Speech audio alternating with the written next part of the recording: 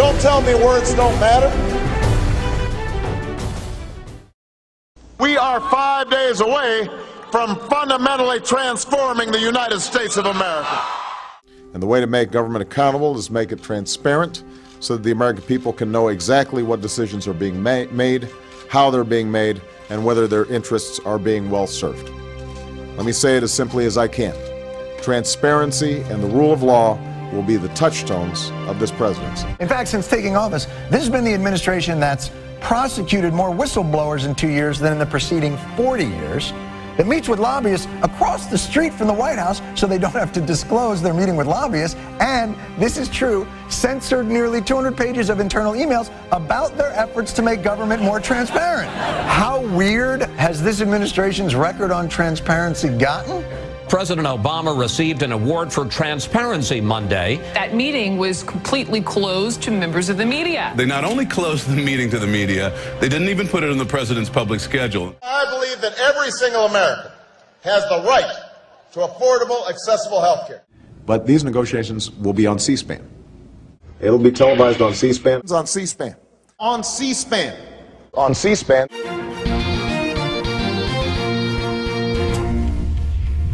C-SPAN founder and CEO Brian Lamb tells the Daily Caller that C-SPAN's cameras need more access in Congress. Would you have liked to see C-SPAN in the negotiations to see what was going on behind closed doors? The president said that we're all going to be on C-SPAN. He never asked us. This prompted C-SPAN to send a formal letter to Congress today. They are requesting, once again, full camera access to all of the relevant negotiations to how our health care system will be changed in this country. Brian Lamb, the founder of C-SPAN, is urging Senate Leader Harry Reid and House Speaker Nancy Pelosi, along with the president, to allow the public full access. Just lastly, why can't you answer the C-SPAN question? I did.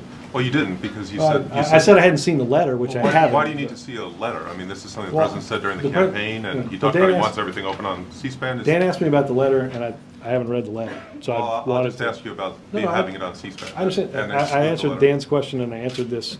A lot of reasons not to do it on C-SPAN. People could showboat. Does he regret making that statement during the campaign? No. If you have insurance that you like, then you will be able to keep that insurance. If you've got a doctor that you like, you will be able to keep your doctor. Nobody is trying to change what works. But I don't think we're going to be able to eliminate employer coverage immediately. There's going to be potentially some transition process. I can envision a decade out, or 15 years out, or 20 years. If you're one of the more than 250 million Americans who already have health insurance, you will keep your health insurance. This law will only make it more secure and more affordable.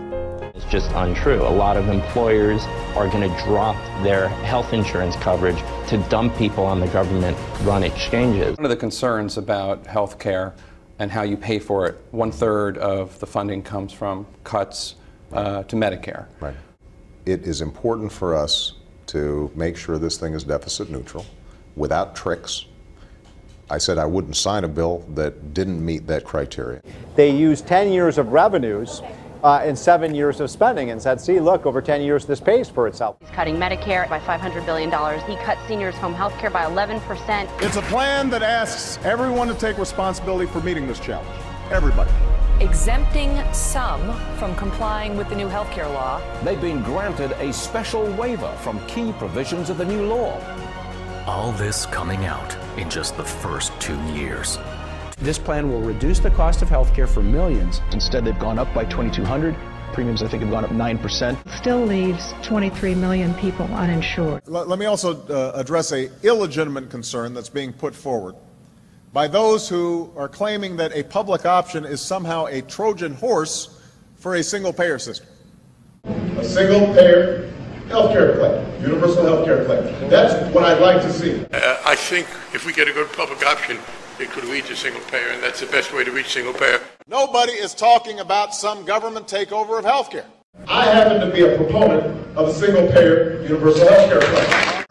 And that should never be purchased with tax increases on middle-class families. It may be, but it's still a tax increase. No, that's not true, George. for us to say that you've got to take a responsibility to get health insurance is absolutely not a tax increase. No, but George, you can't just make up that language and decide that that's called a tax increase. I don't think I'm making it up. Merriam-Webster's dictionary. Tax, a charge usually of money imposed by authority on persons or property for public purposes. George, the fact that you looked up Merriam's dictionary, the definition of tax increase, indicates to me that you're stretching a little bit right now. But you reject that it's a tax increase. I absolutely reject that notion. But if Obamacare isn't a tax, why did the president's lawyers tell the Supreme Court it is a tax? If they don't pay the tax, they violated a federal law.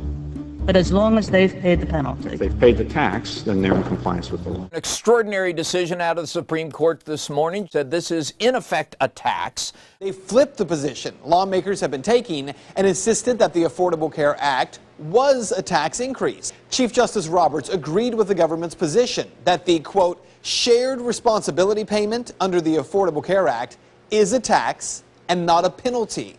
And Obamacare doesn't have just one tax. It has more than 20 Obamacare tax hikes.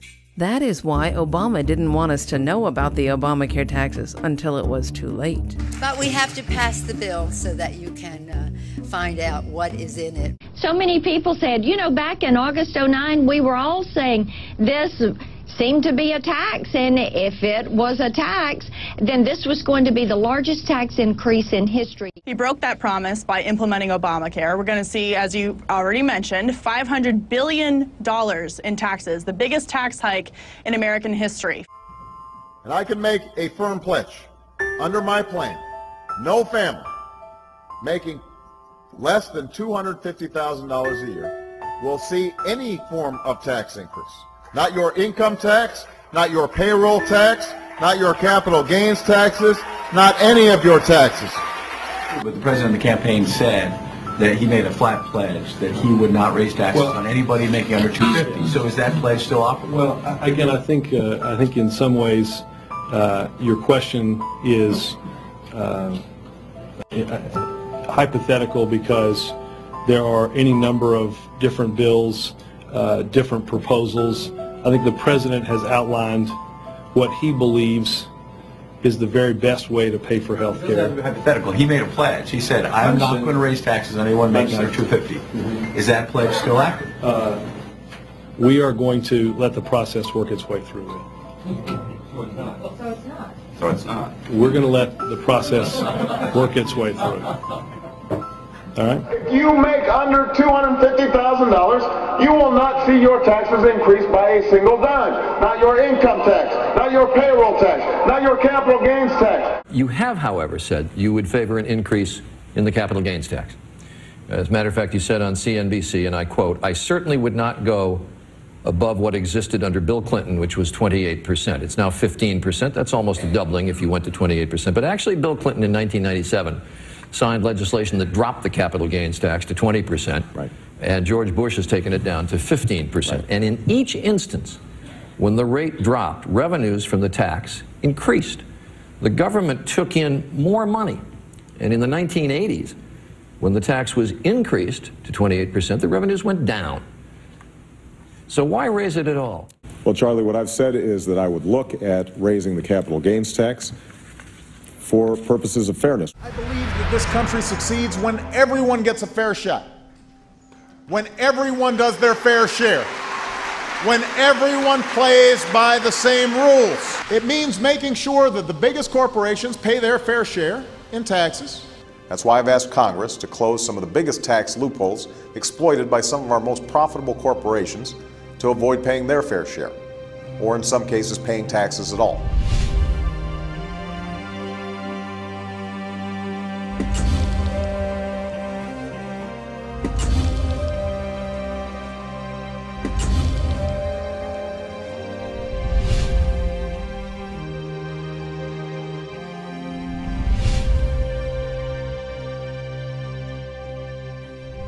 It's not right to ask middle-class families to pay more for college before we ask the biggest corporations to pay their fair share of taxes.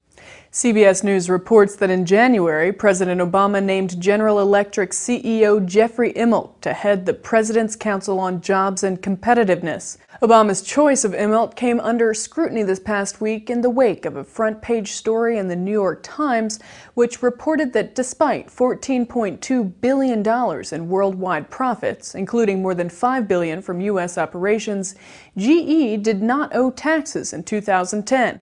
Carney was asked why, if the president wants corporate tax reform, he appointed, quote, to the head of the Competitiveness and Jobs Council, a person who is now the poster child for abusing the system to get out of paying taxes. The Recovery Act and our actions to fix the financial system were decisive in starting to turn the economy around. Our economy is stronger. That economic heartbeat is growing stronger. All of them have projects that are shovel-ready. Shovel-ready projects. Shovel-ready projects. We are seeing shovels hit the ground. Shovel-ready was not as shovel-ready as we expected. Under my plan of a cap-and-trade system, electricity rates would necessarily skyrocket. Coal-powered plants, natural gas, you name it, whatever the plants were, whatever the industry was, they would have to retrofit their operations.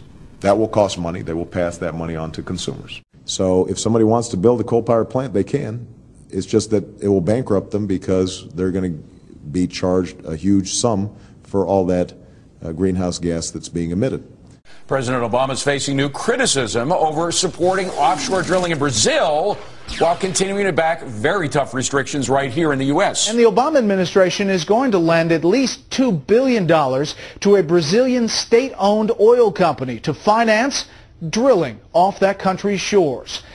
Meanwhile, our federal government, the Obama administration, has virtually shut down the Gulf of Mexico. In 2009, Barack Obama said, I'm pledging to cut the deficit by half by the end of my first term in office. And for them to say that we shouldn't be raising the debt ceiling is irresponsible. The way Bush has done it over the last 8 years, number 43 added $4 trillion by his lonesome. That's irresponsible. It's unpatriotic.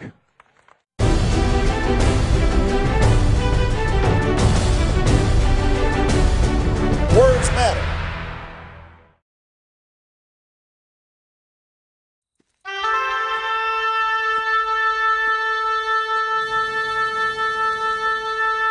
For a long time, I sat between the two graves and wept. The pain I felt was my father's pain. My questions were my brother's questions. Their struggle, my birthright.